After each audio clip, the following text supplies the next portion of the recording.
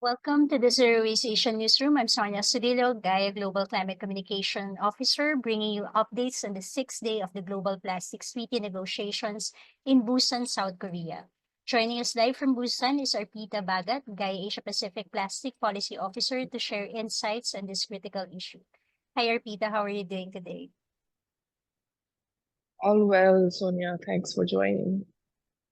So, Arpita, how can the treaty process better address the concerns of global South countries, particularly around fair financing and plastic production reduction?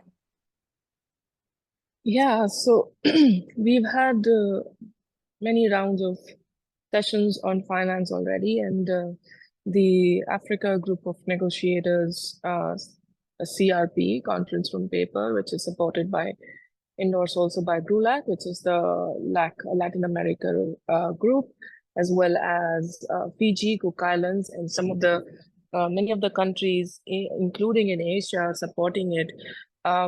We know that 100 plus countries wanted it to be endorsed, it to be the basis of negotiations, because it does try to address the disproportionate burden that global South has faced because of the linear economy model that has resulted in overproduction and plastic pollution. So I think we're in a good place in that sense. And yesterday night there was line by line discussion. We also had a submission from the donor countries who would be who are the developed countries who would be expected to fund the treaty, and this is very much in line with the climate COP discussions that we've been having in the last 2 weeks around the limited finance availability, and many global South countries have been calling out for the limited finance. I mean, they've asked for finance in, I think, about $300 billion, and till some years back it was 100 billion, and even that limit was never $1 trillion. I'm sorry, and even that limit was never reached. So we have lessons to draw from climate COP, and we have lessons to draw from the Global Environmental Fund in terms of how certain countries have received more funding than the rest, and of course the small island developing states and the least developing countries have been left behind in that process, and plastic pollution impacts every country. But of course, it's not fair for us to not support the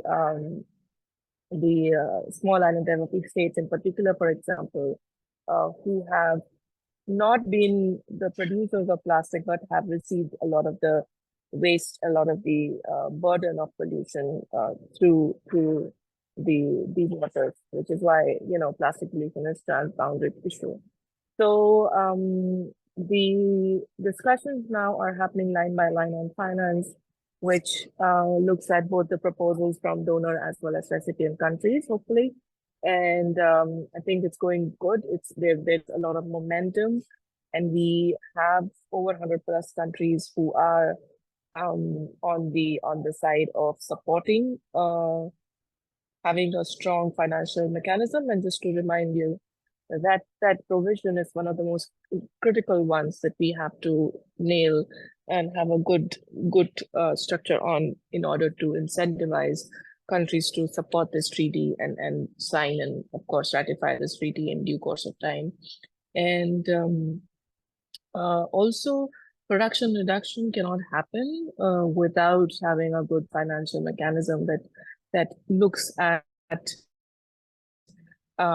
supporting, prioritizing upstream as well as cleaning up of legacy pollution and remediation that many of our countries have to deal with, because we have enough plastic legacy pollution that needs to be managed at this point, even if we stop production now. And I know we are not stopping production, but hopefully there will be some kind of production controls. And supply was also discussed. Now production control was discussed in under supply, and there also many of the progressive countries stood tall, calling for phasing out, especially the hazardous plastics and plastic products, as well as having a sustainable production cuts. However, this remains a very contentious issue, as one can imagine. It's a battle, and it's a uphill battle. But we do see countries fighting for it to go on. And I just want to remind people who are watching that a lot of submissions are coming in every single day. Today is probably the last day of submissions that country and group of countries can make for this INC. So you can follow all of those through the INC-5 website as they are public documents, and that's how we hold the countries to account who have made these submissions, as well as the evidence for media engagements. Back to you, Sonia. Thanks, Arpita. So let's talk about the indigenous representatives. They called for recognition as right holders, not just stakeholders. What is the difference, and how can the treaty reflect this distinction and support their contributions? Yeah, so they've been calling for that from way back, if I remember, during INC-3 last year in Nairobi, that they are not just stakeholders but partners to a treaty, and that's something that I also said in the march on Sunday, the March to End Plastic Era. So basically, Sonia, the idea is this term stakeholders is used very often, and it's used in various places, say stakeholder consultation and CSO consultation and so on.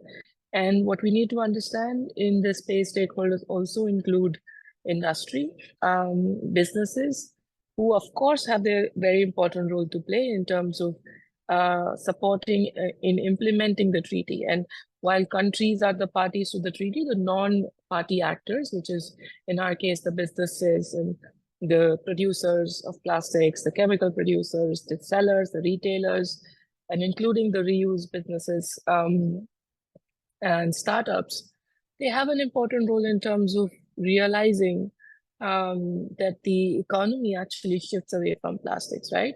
But at the same time, waste pickers, indigenous peoples and of course, industry has influence on these negotiations, and we can talk about the press that CL did yesterday.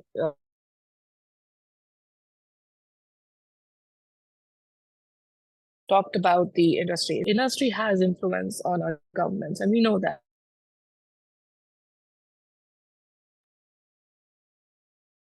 Have the economic power and resources to that whole influence, and are support them through enabling conditions and supposed to, I think, provide more support for this, especially reuse businesses at the point, unless future where we are able to scale up zero waste solutions, and this treaty could enable that, just as a reminder. But indigenous peoples are partners and are sort of partners for the treaty and actors of the treaty. I'm sorry, the word that they use is right holders, is that their land, their resources, their connection to nature, their protection of nature has been, I mean, they're the first people. They have protected our planet and our resources for long, and they have remained marginalized for a long, long time. And they have the solutions from generations of their relationship with natural resources and their need to protect natural resources. And plastics as a novel entity, as it's called in scientific terms, has been a major disruptor of our ecosystems, not just because of extraction of fossil fuels, but also because of the pollution and the degradation it causes to our natural systems. And we talked about it day before that some countries did talk about biodiversity to be added in the objective, the protection of biodiversity, and it relates to that. And so in order for any kind of nature-based or solutions which are at the heart of protecting our planet must be supported and coming from indigenous peoples and indigenous knowledge. Many countries have recognized that, and many countries have spoken about that. I think we need to therefore see them as rights holders. They have the right and they to be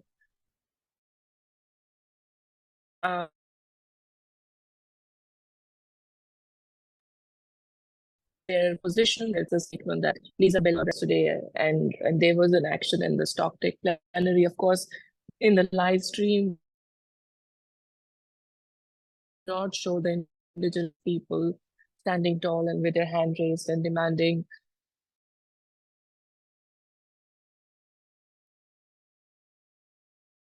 Seems like our connection with Arpita is not that. Standing there for one. Arpita, your connection is going on and off. So we'll cut it here right now. We'll continue our updates tomorrow. Thank you, Arpita, for shedding light on these important developments. Stay tuned for more updates on Zero Waste Newsroom. Follow us on Instagram and YouTube at Zero Waste Asia and on Facebook and LinkedIn at GAIA Asia Pacific. See you next time. Arpita, your connection is not good, so we'll continue the updates tomorrow. Oh my God, I've been talking all this while. I'm so sorry. No, we couldn't hear the last 30 seconds, but it was on and off. Thank you so much, Arpita. See you again tomorrow.